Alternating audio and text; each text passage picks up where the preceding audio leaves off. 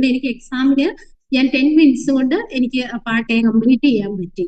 അതിനു മുമ്പ് എനിക്ക് 15 മിനിറ്റ്സ് വന്നിട്ട് ഞാൻ കിടന്ന് വെപ്രാളപ്പെടുമായിരുന്നു എക്സാമിനൊക്കെ. അങ്ങനെ എനിക്ക് ഭയങ്കര ഡിഫിക്കൽട്ട് ആയിരുന്നു. പക്ഷെ ഈ എക്സാം ഞാൻ കഴിഞ്ഞപ്പോഴത്തേക്ക് എനിക്കത് 20 ഔട്ട് ഓഫ് 20 ഉണ്ട് ഉറപ്പാ. കാരണം എനിക്കത് വീണ്ടും പ്രൂഫായിട്ട് എനിക്ക് വായിക്കാനും പറ്റി.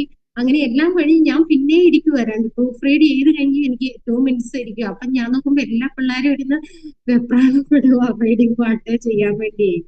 അങ്ങനെ എനിക്ക് അത് ഒത്തിരി എഫക്റ്റ് ആയിരുന്നു. അപ്പൊ തന്നെ എനിക്ക് റീഡിങ്ങിലൊക്കെ എനിക്കൊരു പ്രതീക്ഷ ഉണ്ടായിരുന്നു. എന്താണേലും എനിക്ക് കിട്ടും.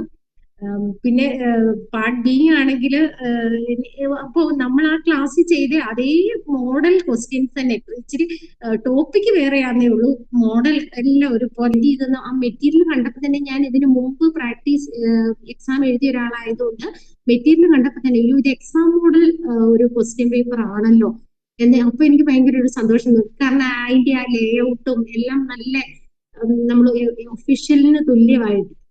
അങ്ങനെ ഞാനത് പ്രാക്ടീസ് ചെയ്ത് 1-2 ക്ലാസ്സിലൊക്കെ എനിക്ക് ആദ്യം ബുദ്ധിമുട്ടായിരുന്നേ.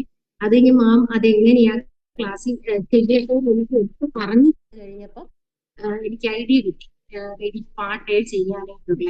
അങ്ങനെ ഞാന് അത് വെച്ച് ഈ മോക്കിനെ ഡെയിലി അറ്റൻഡ് ചെയ്ത് അത് കഴിഞ്ഞ് 11 മിനിറ്റ്സിലേക്ക് മാറ്റി, 10 മിനിറ്റ്സിലേക്ക് മാറ്റി. അപ്പം എനിക്ക് ആ ഐഡിയ കിട്ടി എനിക്ക് എവിടെയാണ് തെറ്റിപ്പോയത്.